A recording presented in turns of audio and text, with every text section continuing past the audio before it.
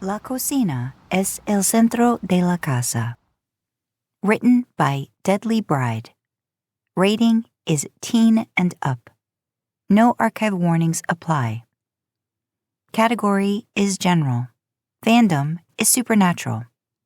Relationship, Dean Winchester and Sam Winchester. Additional tags, pre-series, slice of life. Summary. One summer, Dean and Sam get left behind when their dad goes on a hunt in southern Arizona. Notes. Because Dean knows how to make tamales and likes telenovelas, and Brat said, "By the way, if you ever want to write a snippet of Dean learning to make tamales, I will be quite happy." And it's her birthday. Dean's been sweating since he woke up this morning. Actually, going by how damp the sheets of his little borrowed cot were, he sweated all night, too. He'd had a weird, panicked moment where he thought he'd wet the bed, somehow. Sammy had still been passed out in the actual bed, and Dean had laid there under the slow-turning fan and given himself 5 minutes to just be miserable. As far as he can tell, Benson, Arizona, is the armpit of the world. Why couldn't Dad have caught the hunt in November or something? Mrs. Gutierrez is kind of a hard ass, but she knows about food. When Dean comes out of the bedroom she'd stashed them in, the hot little house already smells awesome, and she barely looks up from whatever she's doing in her skillet. Waves him to the table. He rubs at his eyes with the heel of both hands. He's not used to these kind of hours in the summer. Ever since he turned 16 and proved he could be trusted, Dad would take the opportunity of school being out to take him along on more hunts, the two of them running through the woods or watching through the dark of the warm nights, or digging graves together, coming back to whatever motel or campsite where Sammy was waiting for them in the hours just before dawn, crashing down sore and feeling good about a job well done. He wants to be out there now. All this ridiculous heat would maybe be a little more bearable if he felt like he was doing something. A plate clatters down in front of him and he jumps, opens his eyes. Mrs. Gutierrez raises her eyebrows at him and he says, "Thank you," automatically, and then, gracias, ma'am. She huffs and goes back to the stove. He completely can't tell if she likes him or not. He's guessing not. That said, who cares if she feeds them like this? Holy crap. This will be their third day here, since Dad figured out where the boys were going missing, and Mrs. Gutierrez offered to look after them, while Dad and a few of the older guys went out looking. And like every single thing she's fed them has been amazing. This is eggs and pieces of tortilla and some weird white cheese, and enough thick, roasted dark red sauce that he sweats even more, and he groans out loud. "Respira, caballero," Mrs. Gutierrez says in a dry voice, and he opens his eyes again to find her leaning against the stove, cup of coffee rested on her plump belly. He wipes his mouth of red sauce, tries to dredge up some manners. "This is really good," he says.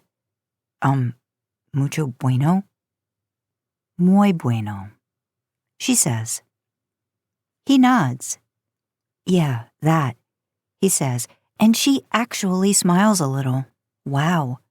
Her face is weathered, deep lines around her eyes and mouth, and they're deeper when she smiles. He scoops up another bite, and around a mouthful of just awesomely good, spicy eggs, says, "What's it called?" She frowns a little, and he sort of points his empty fork at the plate and makes an exaggerated, confused face. Chilaquiles. He mouths the word, scooping up another bit of tortilla, and she says it slower for him. He knows his accent sucks, but he is kind of trying. Might as well, with them stuck here. "Buenos dias, señora," Sam says, coming into the kitchen, and Dean rolls his eyes. Of course, Poindexter's picking up the Spanish like a weird short sponge. ¿Cómo está usted? Muy bien, mijo. Mrs. Gutierrez says, and her smile goes wider for Sam. Dean's really got to learn more Spanish. In short order, Sam's installed with his own plate of, chilaquiles? Sam says. Cool. Muchas gracias, señora. Dean sighs. Sometimes Sammy's such a kiss-ass, and he doesn't even know it. He turns pink when he gets his first really spicy mouthful, though, and Dean smirks at him as he starts to cough. He gets him a glass of water, too, but still. At least he's still got something on his little brother. They're long days out here. Mrs. Gutierrez lives far enough away from town that there's no way Dean's walking. He'd roast before he got more than a mile. Dad's got the Impala, of course, and Mrs. Gutierrez loaned her ancient Ford to another one of the older Mexican guys who'd gone along to help. Dean's got his and Sam's duffels, and they've got a shotgun each. Not that Dean would be letting Sammy help if it came to a fight. He can't waste ammo on shooting practice, though, and it's too hot to try to get Sam to wrestle with him, and there's nothing to do. Sam's been reading, of course. He picked up the summer reading list from his last school, and they kinda accidentally stole a bunch of library books when Dad abruptly took them out of Boise a few weeks ago. Dean's been reduced to watching these really terrible Mexican soap operas in the kitchen with Mrs. Gutierrez when she does her embroidery in the afternoons. He can't understand what anyone's saying, but the acting's so over the top that he sort of gets it. Right now, he thinks Rogelio is sleeping with his brother's wife, though it might just be someone's secretary. Mrs. Gutierrez clucks her tongue disapprovingly when Rogelio starts making out with the lady and shakes her head. Es una bruja, she says, and bites off a piece of thread. Él va a perder su corazón, y luego su pinga. She's totally going to cheat on him, too, Dean says. And, yep, what's-her-name smiles all sexy over Rogelio's shoulder at the other dude, and he and Mrs. Gutierrez sigh at the same time. The sun in the afternoon beats down endlessly. Sam says that next month it'll start raining really hard, which sounds like bull to Dean, but Sam insisted. He hopes to hell they're not here long enough that he learns if Sam was BSing or not. Right now, he's sitting on the porch, under the broad tin sheet awning, tossing pebbles out at a weird purplish prickly pear cactus about 10 yards away. Mentally, he's awarded himself 5 points every time he hits a pad, and subtracting 2 points when he starts to think that he might actually sweat himself to death. He's at around 37 when Mrs. Gutierrez comes out, fanning herself slowly with a magazine. Hi, Dean says, and he sounds bored even to himself. There aren't really chores to do. He would have offered to fix up her Ford, but obviously that ship sailed. They're all just waiting. Dad's been gone about 5 days now, and he's not worried. Of course not, because Dad's been gone way longer than this, and he always comes home fine. A little beat up, sometimes, and sometimes Dean has to stitch up a few holes Dad managed to collect. It's all part of the job. He taps his thumb against the rough wood of the bench, beating out a pattern, and it's a surprise when Mrs. Gutierrez runs a hand through his hair, pushing it back from his forehead. A weird kind of rough gentle. Venga, she says, when he's startled into looking up at her, and jerks her head back at the house. Come, she says, in a thick accent, and disappears back into the dim of the house, the screen door clanking shut behind her. Sam's still stretched out on the bed in their tiny room, reading something with his bare feet slowly waving in the air. In the kitchen, Mrs. Gutierrez surprises him by dropping an apron over his head. Whoa, no, he says, but she turns him around by the shoulders and ties the string behind his back. It's got little chickens printed on it. Christ. Tenemos que limpiar. She says and puts a dishcloth in his hands and points him at where the lunch dishes are soaking. Well, okay. He guesses he needs to be earning his keep. Fair enough. The apron seems like overkill, though. She starts chopping up peppers while he scrubs up, and then the little TV on the counter gets flicked on. Rogelio va a morir, she says, giving Dean a significant look. Dead, I bet you. Oh, you're on, Dean says. He's pretty sure Rogelio's going to kill Anna. She totally deserves it. Dean's finished the dishes and is putting them into the rickety cupboards. Mrs. Gutierrez just points at the right cupboard for each one, because seriously, he's never going to learn the names of any of this stuff. When a van pulls up outside, he goes to the window immediately. But no, it's not Dad, or any of the other guys. Instead, a bunch of ladies spill out, all somewhere within 10 years of Miss Gutierrez's age. She goes out to greet them, and there's a chorus of mostly cheerful-sounding Spanish, hugs and cheek kisses exchanged. Sam pops out of the bedroom, asks, "What's going on?" And Dean can only shrug. Sam looks at him more closely. "Dude, are those chickens?" He says, starting to grin, and Dean grabs him and gives him a swift noogie right then, because you gotta nip that shit in the bud right away. If anyone's making fun of anyone here, it's not going to go that direction. Sam yelps and drops his book, shoves at Dean's grip, and of course, that's when Mrs. Gutierrez comes back in. Dean lets Sam go immediately, shoves his hands into the pocket on the apron. "Chicos," she says, kind of sharp, and Sam picks up his book, says, "Lo siento, señora," with an apologetically ducked head, and when she turns her head away, gets Dean with one of those sharp little elbows right in the kidney. Dean manfully sucks in the grunt and thinks maybe he can get away with dumping water over Sam's head tomorrow morning. It'd count as trying to cool him off, surely. The women have come with bags of food and dishes, and one has a crock pot of something that releases a stupid good smell as soon as the lid comes off. Dean gets tasked with pulling the little kitchen table off the wall, so there's room to move around it, and the ladies start unpacking their bags. Sam watches, interested, until Mrs. Gutierrez shoos him back out into the bedroom. "¿Quién es el gringo?" one of the women says, nodding at Dean where he's stacking the chairs out of the way, and he hears Mrs. Gutierrez say, "Es el hijo del cazador." And he doesn't know why that makes the lady look at him with kind of sad eyes. "Hi," one lady says and smiles at Dean. She's maybe 40, a little silver in her hair, though not nearly as much as Mrs. Gutierrez has. "Dean, right?" "Yeah," Dean says. She's pretty, in a mom way. He's acutely aware of his chicken apron. And my little nerd brother in the other room is Sam. "Elena says you're good boys," the lady says, and Dean doesn't know who she means for a minute, and then obviously looks surprised because she laughs. "I guess you're probably a troublemaker most of the time, caballero."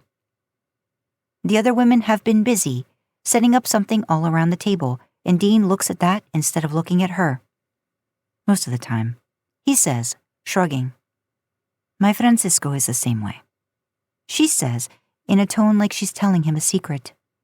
He hates it when teachers do that, like they're trying to pretend that they're his friend.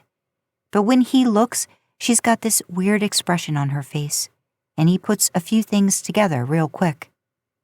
One of the older women puts a quick hand to her shoulder, and she shakes her head, smiles at Dean. "We're going to make a dinner for when the hunters come back. Elena tells me that you have some things to learn in the kitchen." "Cooking's not really my thing," Dean says. The lady tugs on his apron. He is really starting to hate the stupid apron. "Cooking is everybody's thing," she says, "when you have mouths to feed." He thinks back to mac and cheese with ketchup in it, Sammy trying not to complain, and okay, so maybe she has a point. It turns out they're making tamales, which Dean's heard of but hasn't ever seen before. He doesn't see how corn husks are going to be good to eat, but he figures if anyone can do it, Mrs. Gutierrez will. The women all form a circle around the table and go total assembly line, soaking the corn husks in warm water, unfolding, smearing the weird corn dough into the center, and then a spoon of the shredded meat from the crock pot. Turkey, it turns out, when he sneaks a bite, and Mrs. Gutierrez thwacks him on the shoulder immediately, and then folding the neat little package and tying with a string. Dean gets put on soaking duty, probably because it's the hardest thing to screw up.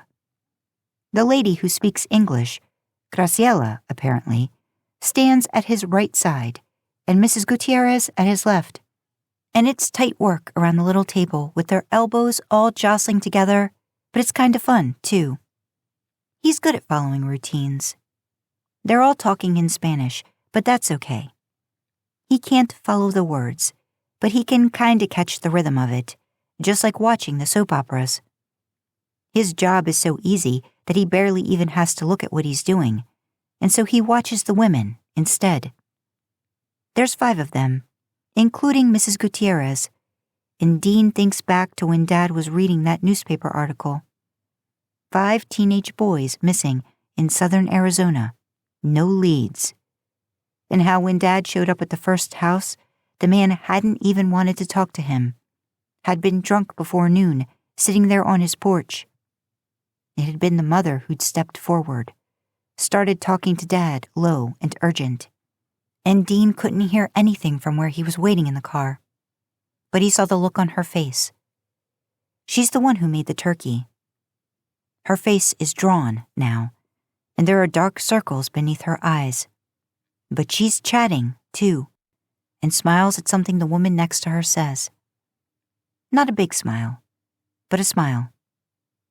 Dean doesn't know how she can do it. It's good to have a job to do.